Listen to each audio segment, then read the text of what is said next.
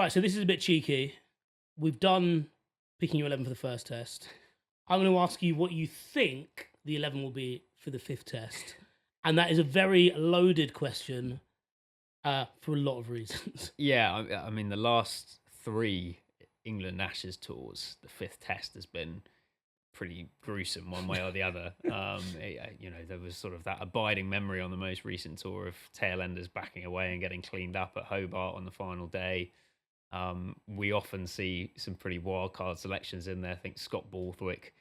Who else am I missing there? Boyd Rankin in that same test. Yeah. Well, even the test you mentioned there, Sam Billings driving halfway across Australia to make that from the BBL. That's how he made his test debut. So yeah, it really speaks to how poorly a series has gone. Even when I think back to 2017-18, like Mason Crane picked as a leggy because he is a leggy, but picked in that team wasn't that unreasonable. But the gymnastics that went into, I suppose, talking about that selection from, he was picked for New South Wales the winter before, and hard pitches, leg spin does really well, and it's like no one thought of that before they went on this tour, but fine. And he obviously was in the squad, but that was the only time he saw any action. And yeah, it's you do end up feeling for a lot of these players who end up playing in those games. You think of someone like Borthwick, for example, and Rankin, who played in that Sydney 2014 test.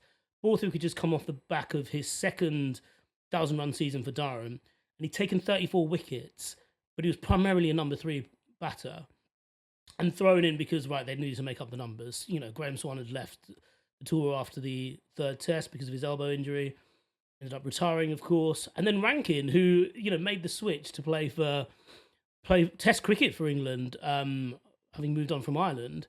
And then 2 months later, because of how badly that went, was thinking of giving the game up altogether, believing he let himself down, let his family down. He wasn't fit, let was his he? team down. Had a shoulder injury as well.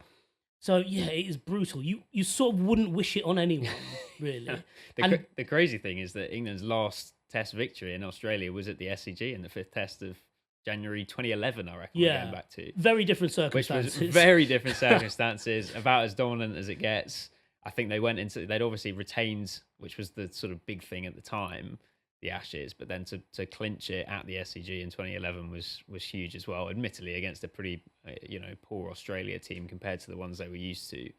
But yeah, it does feel like the team that they pick at Sydney is a good reflection generally as to how the series has gone. If you think it was pretty much at full strength in 2011, and it hasn't been since. I guess looking ahead to this tour, if it all goes horribly wrong, the names that you could see drafted in, I was thinking maybe a Rehan Ahmed. He's obviously going over with the Lions. Batting at 3? Who knows? Anything can happen by the time we get to Sydney. I have thought about this a lot. So I've got Ollie Pope taking the gloves. Okay. Jamie Smith playing as a batter only. Rehan at 3. And I've got the mother of all, I suppose emergency drop-ins, Jamie Overton. Nice. Fulfilling the Sam Billings BBL to test role, having retired from red ball cricket, albeit temporarily, to then take up that.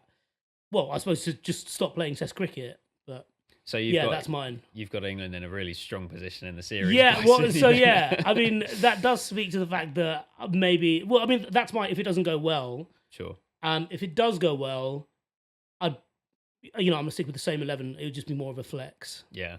I think Rehan is the one that stands out. I wouldn't be surprised actually if some of those bowlers on the England Lions tour end up staying. I could see one of the name that I've heard talked about by sort of people who have watched him play for England Lions in a couple of tour matches, and I think he was playing in that system, was Mitch Stanley, who's got no sort of record behind him really, but did take a 10 for lengths towards the end of the season and is clearly big and quick.